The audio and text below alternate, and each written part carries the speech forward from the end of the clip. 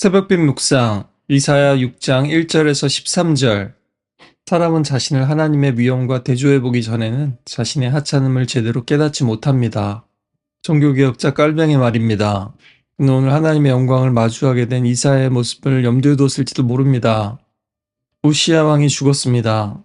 그는 16세의 왕이 되어 52년 동안 유다를 다스린 유다의 안정과 번영을 상징하던 왕입니다. 군사력, 경제력, 농업, 건축, 국방이 크게 발전했는데요. 그가 강성해지자 그는 교만해져서 선을 넘고 맙니다. 그는 성전에서 제사장만이 할 수 있는 그 향단에서 분향을 하려고 했습니다. 대제사장과 제사장들이 막았지만 그는 돌이키지 않고 오히려 더 화를 냈습니다.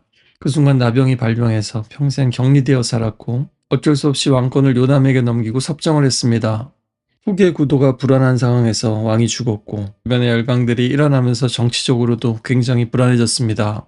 이 땅에 왕이 사라진 위기와 불안의 순간에 이사야 선지자는 하나님의 환상을 봅니다. 하늘에서는 하나님의 보좌가 높이 들려 있었습니다. 땅에서 다 끝났다고 여겨지는 순간에도 하늘의 보좌는 비어있지 않았습니다. 하나님이시야말로 진짜 왕이시고 영원한 왕이시죠. 왕이 사라지고 하나님이 보이지 않는 것 같은 게 문제가 아닙니다. 믿음이 없는 게 문제입니다. 하나님의 옷자락이 성전에 가득했고 스랍들이 모시고 섰는데 6날개가 있어서 둘로는 자기 얼굴을 가리고 둘로는 발을 가리고 둘로는 날면서 서로 불러서 거룩하다 거룩하다 거룩하다 만군의 여호와여 그 영광이 온 땅에 충만하도다 하고 있습니다. 출애굽기의 성막이 완성되었을 때 하나님의 영광이 성막에 가득 찬 것처럼 하나님의 영광으로 가득한 겁니다. 하나님은 보좌에 앉아 계시지만 옷자락은 땅에 걸쳐 있습니다. 이 땅의 성전은 하나님의 위엄을 다 담을 수조차 없습니다.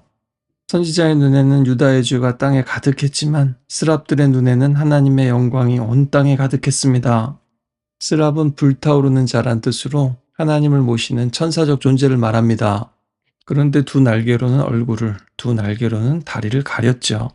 하나님을 가장 가까이 모시는 천사들도 그 영광 앞에서 자신을 드러내지 않고 가립니다. 하나님을 섬기고 하나님의 일을 감당하는 것은요, 열심보다도 경외함이 먼저 필요하다라는 겁니다.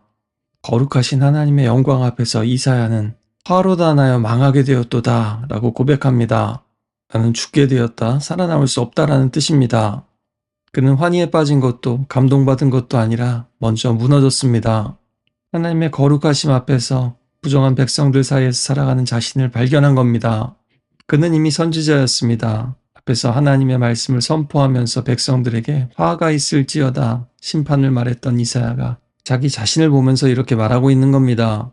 그리고 우리는 앞에서 이미 그 사회의 모든 언어가 더럽혀져 있고 거짓되다라는 것을 보았습니다. 이것은 이사야 자신을 향한 것인 동시에 백성을 향한 선포입니다. 그랬더니 스랍 중에 하나가 제단에서 핀숯을 가져와서 이사야 입에 댑니다.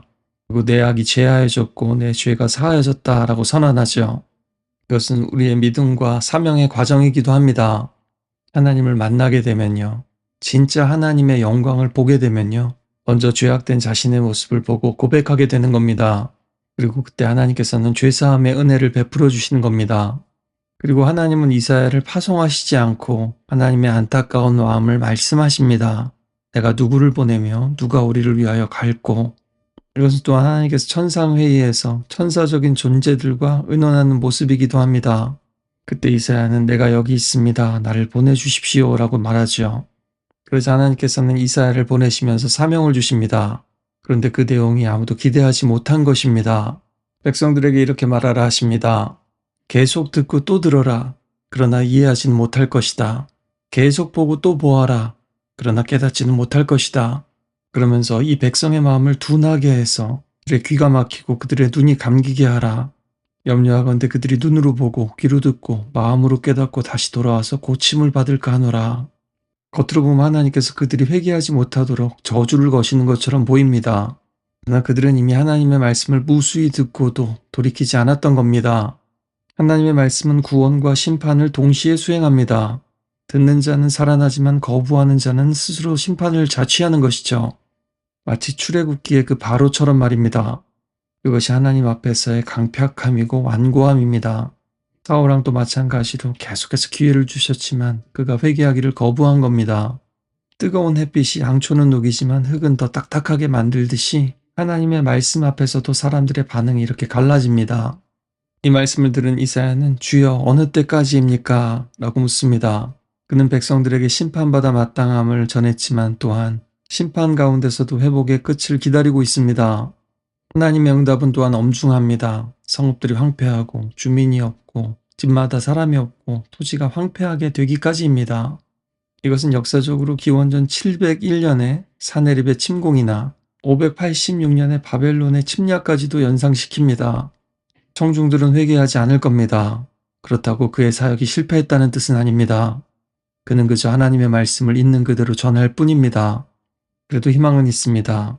이 땅에서 왕이 사라지고 희망이 사라진 것 같은 때에도 하나님은 여전히 보좌에 앉아 계시고 하나님의 열심으로 하나님의 일을 이루시기 때문입니다. 밤나무와 상수리 나무가 배임을 당해도 그 구루터기는 남아있는 것 같이 거룩한 씨는 그 땅에 그루터기로 남아있을 것이다 라고 약속하십니다. 실제로 북이스라엘도 남유다도 다 나라는 망해버립니다. 사람들은 포로로 끌려갑니다. 그러나 그 가운데서도 믿음의 씨는 믿음의 사람들은 여전히 남아 있었습니다. 그 이사야 11장 1절에 이새의 줄기에서 한 싹이 나고 그 뿌리에서 한 가지가 나서 결실할 것이다 라는 약속처럼 그 이스라엘의 구루터기에서 메시아의 싹이 돋습니다. 때론 하나님의 심판이 너무나 길고 가혹하고 끝나지 않는 것처럼 보일지라도 하나님의 은혜의 역사는 또한 끝나지 않습니다. 오늘 하나님께서 성전에 찾아오신 것이 아닙니다. 하나님 언제나 하늘 보좌에 앉아 계셨습니다. 다스리고 계셨습니다. 오늘 단지 이사야의 눈을 열어주셨을 뿐입니다. 문제는 하나님이 보이지 않는 것이 아니라 하나님의 존재를, 하나님의 은혜를 너무 당연하게 여기는 우리의 무감각입니다. 하나님의 거룩, 하나님의 영광은 말로 되는 게 아닙니다.